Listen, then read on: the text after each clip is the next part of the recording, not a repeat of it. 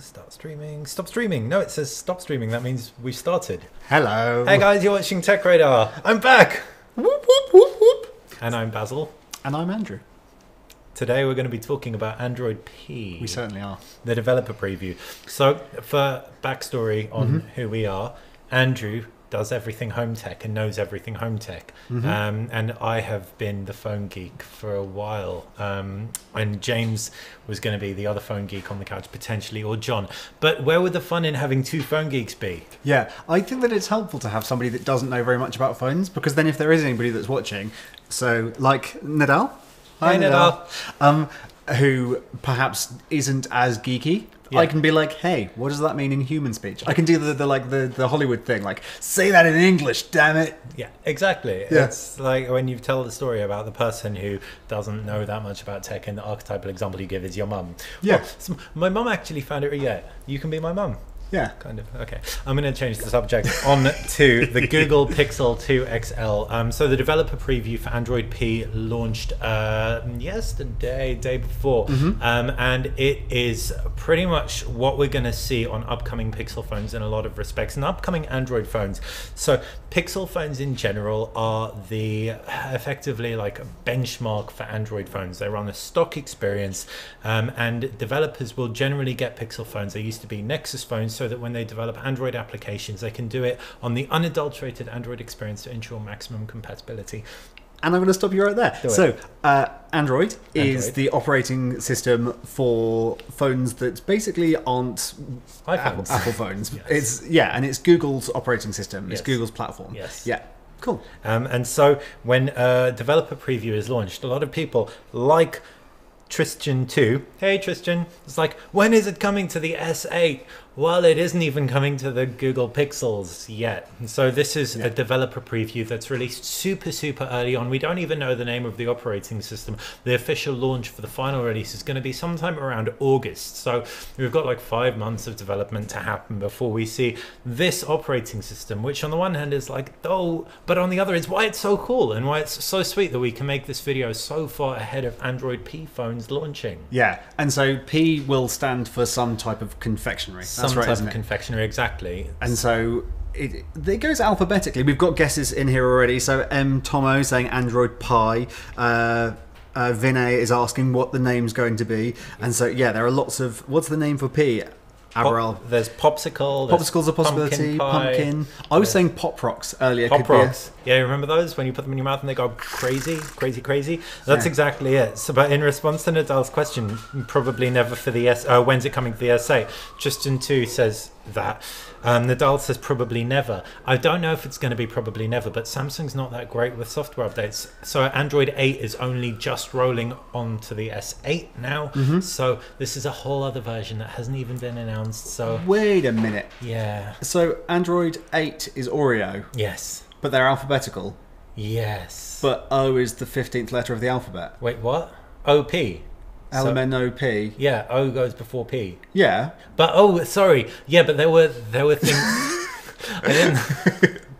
So what happened was Google made a bunch of releases for tablets as well, like Honeycomb, and they skipped some letters as well. So they had like Eclair, they had Donut. They did start early on, but there have been some changes. A few. Yeah, I mean, look at like numbers. We're looking at iPhones. We skipped 9. Yeah. It looks like we're going to be skipping the 11, 12, 13, 14, 15, 16, 17, 18, and 19 of the Huawei P series. We're jumping straight onto the P20. Amazing. So who needs like numbers to be logical when you're talking about smartphones? And that's what we're talking about. That is, apparently. So we've got some more shout outs to give. So hey VM Entertains, that's Vinay. What are the main changes in P and what may be its name? So we've discussed its name. I'm going to come on to the changes after I finish some shout outs. Sashi, hey Tech Radar, Abiral Pandi, again, what's the name?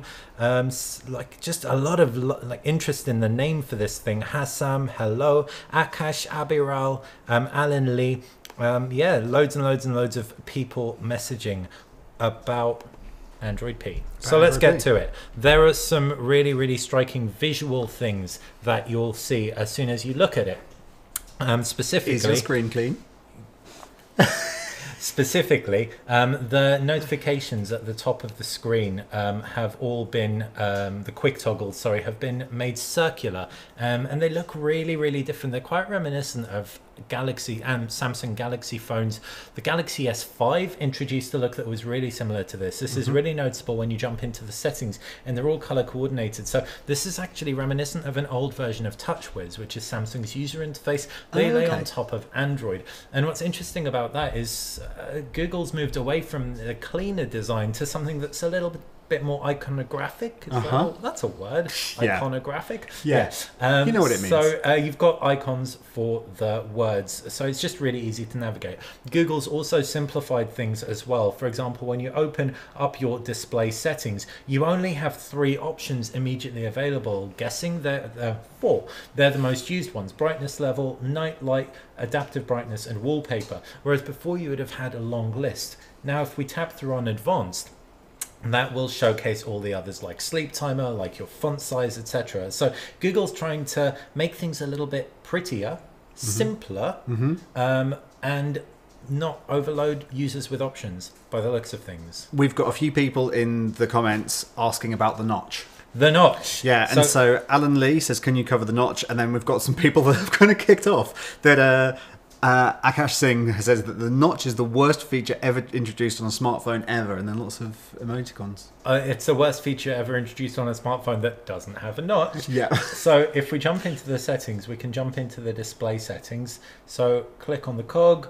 You can see in the display settings, you've got the advanced options I was talking about. Then scroll right down to the bottom there, and you've got device theme. Then click on pixel, and you've got a range of notches, and they call it cutout.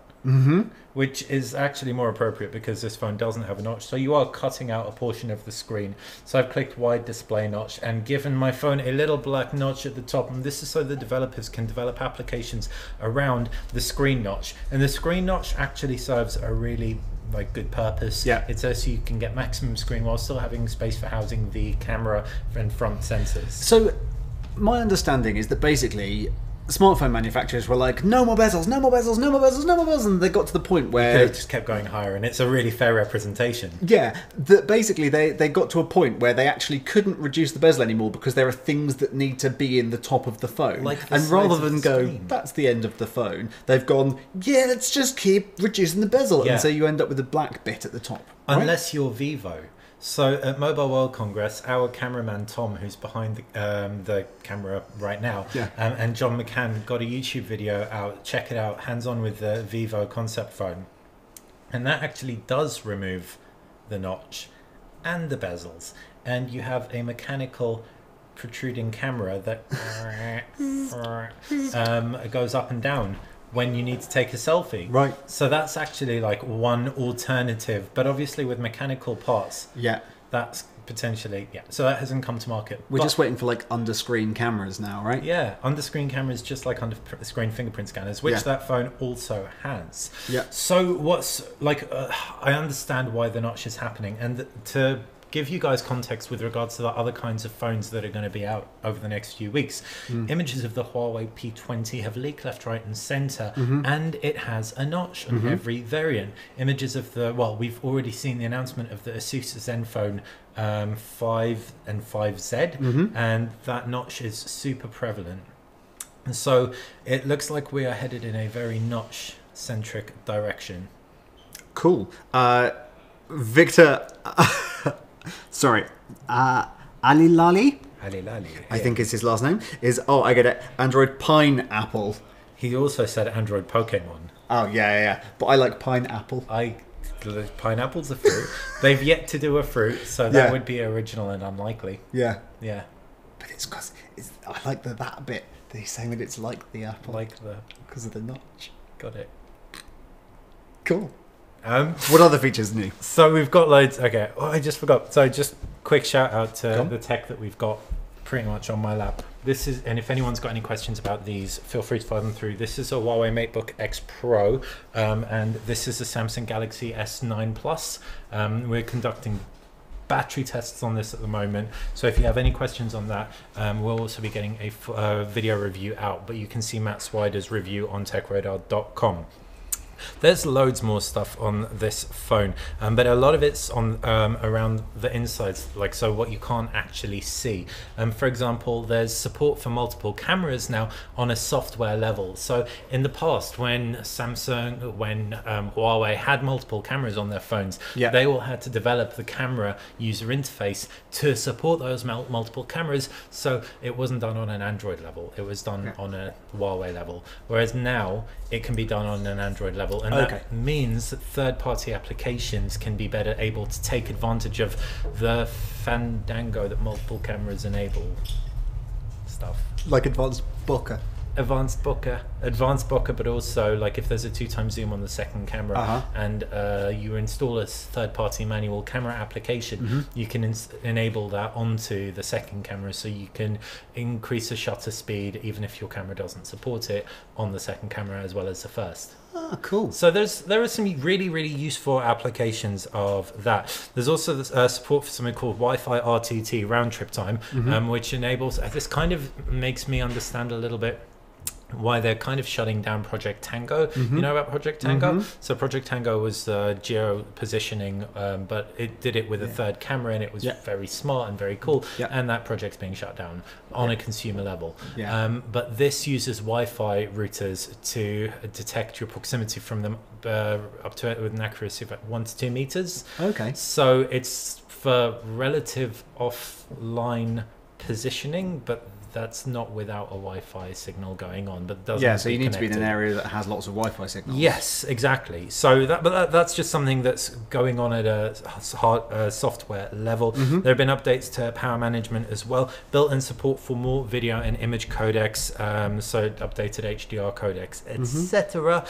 And probably like my favorite on the software side is it restricts access to the microphone, cameras, and all sensor manager sensors from apps that are idle.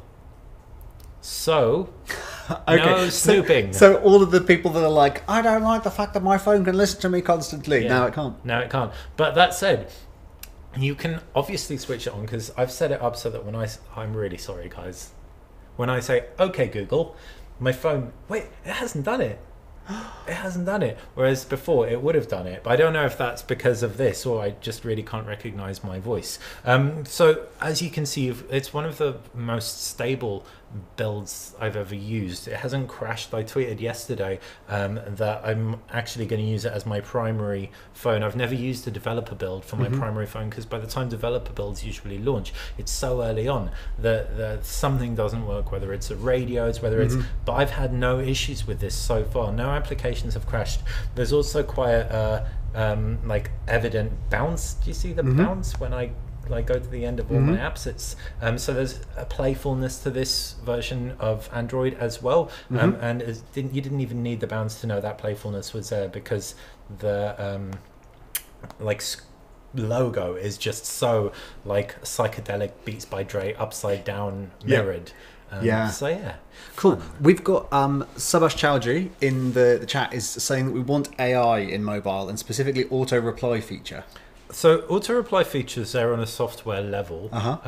Google implements it in Gmail. It's getting smarter. In terms of if you want AI, that is a software level thing as well as a hardware level thing. It's already there on a software level from the point of view that Google integrates their cloud. Like if you've uploaded your photos to Google's cloud, then you will know that if you type in the word cat in Google Photos, it can find all the pictures of your cats, and it can even identify your cats by name.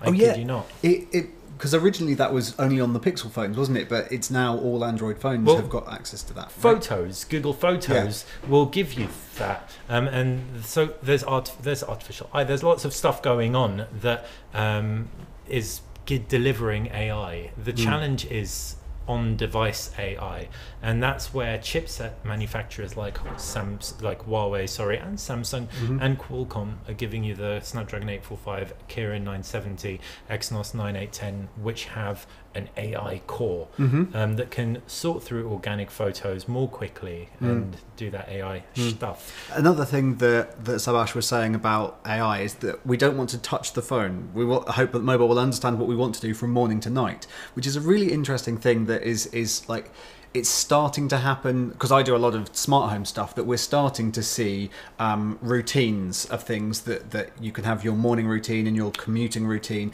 and all of the pieces are starting to, like the jigsaw pieces are starting to emerge, and you can see the shapes that are going to fit together. And so you can see that when you wake up, you could feasibly have your phone realize that you're awake and do your morning routine. It knows when you're driving, and so you have things nowadays where it goes, do you want me to go into driving mode whilst you're driving? And so it could automatically create commuting mode. Like if it knows that you're going from your office to your home, it could start doing all that sort of stuff. And with voice assistant integration that we're getting, that is getting better by the day, it seems. And Google's is the best in terms of being able to recognize what you're saying at the very least. And being able to differentiate between people as well. And so it's there's an application from Sony called LifeLog that ties in with the fitness trackers that they sell, and what's like really eerie about that is where you'll be able to track your day, and it will be able to tell you what you were doing. So there's a little slider, and as you slide forward and back, it knows if you've been driving, if you're in a car. So there's a little mini you have this avatar, and if you drag it, it'll tell you when you were walking, when you were sitting down, when you were sleeping, and when you were driving, and that in itself. And also, this is the one that gets me, what apps you were using at that time. And you can really mark your entire life by your phone usage in a lot of respects. And so if all this information is available to a Sony application, it's a third-party app, and Google can get pretty hectic on the AI pretty soon. We've just got a question. We're slightly getting off topic, so I'll just answer this AI question and then we'll get back onto phone stuff. But Alan Lee's question, what do you think the future of AI would be? And then he's got this thing about Facebook having had an AI that went out of control and invented its own language, and so had to be shut down. And this is Andrew territory.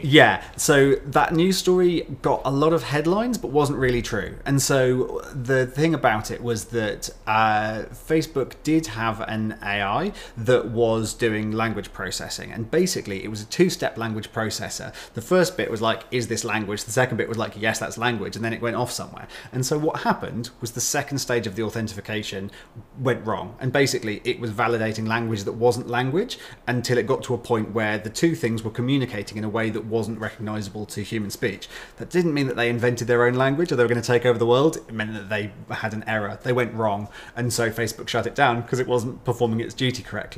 But obviously it did get to a point where they were able to communicate with each other, but it was a fault rather than the beginning of Terminator. And so like it's a really interesting thing that there is fear about AI, and I think there is a justified fear about AI, but at the moment artificial intelligence is helping you recognize your cats in pictures. It's helping to identify cancer in patients. It's helping to do lots of different things, but it's really like specific use case rather than computers now have a greater intelligence than us. Like, we are a long way off that. And yeah, Elon Musk talks about us needing to have regulations in place before we get to that stage. And that's true. And that is true, because we can't regulate after the point where the computers are more intelligent than us. But actually at the moment, that dystopian thinking isn't really worth spending much time on or very helpful. It's more of an ethical and philosophical debate rather than a practical one, because if we establish from an ethical point of view where we sit on that fence and we are all in agreement on that, then we can move forward and have limitations and parameters around. Andrew Kim says, is Android P has features 5G network? So Android P doesn't have 5G in it. 5G doesn't even really exist. It absolutely doesn't exist to consumers, and it won't probably by the time this hits the shelves. There is a race for 5G, and that is going to happen at a chipset level, not at a software level.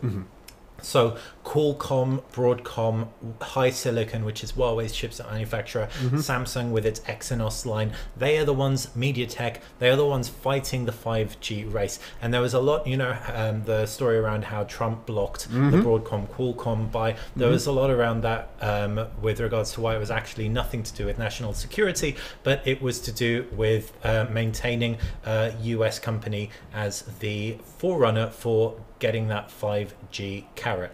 Okay. Yeah, so 5G is at a chipset level. Thanks for that question, Andrew. Max has said that Android needs a better looking keyboard. Android, I'm okay with the keyboard. And if you didn't know, within the keyboard, if you jump into the keyboard settings, which I can't seem to do clearly, you can actually customize your keyboard theme really extensively. So you can even download nice pretty pictures. So if I just download this one, I can have a beachy, and I can have keyboard borders as well. I can have a nice beachy little background to my keyboard. Oh. So if you want a better looking keyboard in the stock Android keyboard, you can do. That's nice. Hopefully that helped you. So Android P, like I said, it's going to be a free update. It's going to be rolling out to Pixel devices. We'll probably be missing the old Nexus devices. So you're looking at the Pixel 1 and Pixel 2 series that will be getting these. No tablets, and there hasn't been too much on an Android P version with regards to tablets, any specific tablet features. Android tablet world feels like it's kind of dying a little bit at the moment. We just saw at Mobile World Congress the MediaPad M5s were released. That's the M5, the M8.4, M5 10.8, and the M5 Pro, which has the stylus and pen input and the 4096 levels of pressure sensitivity. What's really cool about that is it's the only MediaPad that, or the only Android tablet now that has Android 8 that supports pen input. We really want that to like be better than it sounds, because this thing has a monopoly now. It's like the Samsung Galaxy Note. So any digital artists out there will have to use one of those devices or an iPad with an Apple Pencil. Yeah. But other than that, Android tablets, Asus has some lower end ones. It's really the lower end Android tablet space. And in terms of non-Google handsets that currently are out there on the market, are any of these ever going to see P? Like, some of them are still waiting for Oreo, aren't they? Yes, a lot of them are waiting for Oreo. Yeah. And so, I mean, I have a Samsung Galaxy Note 8 sitting on my desk, and that hasn't even got Oreo yet. Yeah. And that's a £850 device. Yeah. So it's not even about the money. When Google makes their operating system and then manufacturers of devices put a skin on top of it, you're adding a layer, and the heavier the skin is, the more is gonna, the more you're gonna have to develop in order to like revise that skin I know I was getting kind of snake terminology of shedding skin and stuff, but and basically Samsung, Huawei, all of those aren't going to have as quick update schedules. So that's why Nokia with that Android One program, you know what Android One is? Nope. Android One is a program for lower end devices, but actually Nokia has proven you can have it in some quite high end devices as well. The Nokia 8 Sirocco announced at Mobile World Congress, where you've got a guaranteed 2 updates of Android. It's a really stock looking experience. The only thing that Nokia customizes is the camera user interface, and you've got 3 years of security patches. So what's really great about that is it takes the idea of a phone is until the next one comes out and throws it out of the window and says, do you know what, we've got great hardware, we've got great design, we've got great software in here, and we're going to guarantee you that you can get at least 2 years out of this phone. Really good for the planet as well. Awesome. I'm just looking to see other questions. So we have got people making comments. Making comments, asking questions. So Nadal, Hannah, we've talked a lot about features that are going to be added, but Nadal's asked, what features do you think are going to be changed or removed? Changed or removed. So there is a feature that is being removed, which I'm kind of a little bit bummed about. So if you jump into the settings menu, before there used to be a little thing below each of the icons, whether it was Wi-Fi, etc., where you could actually expand that sub menu, and now you don't have that anymore, so you have to just long press to go into the full settings within that.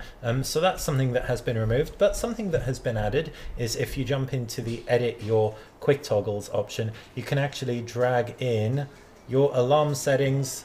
You can also drag in third-party settings. So I've got Talon, so you can drag in your Talon things, but we saw that in the old version. It's specifically the alarm one, which is new.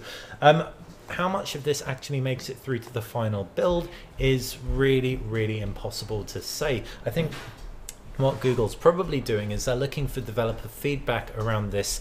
They've probably made it so incredibly stable and usable so that people who do end up using it on a daily basis, like myself, can actually feedback, meaningful feedback, rather than just this is what I found from a theoretical point of view. You'll see, like on my home screen, I've got a ton of games on here as well. I'm going to be testing it out. I've tested out the camera, the like front bokeh mode. I took a selfie or two yesterday with a bokeh mode, and it just works really well. Like that's from the front camera. So this had, like a lot of times as well with developer previews, like really clean considering it's one camera around even my fuzzy as hair.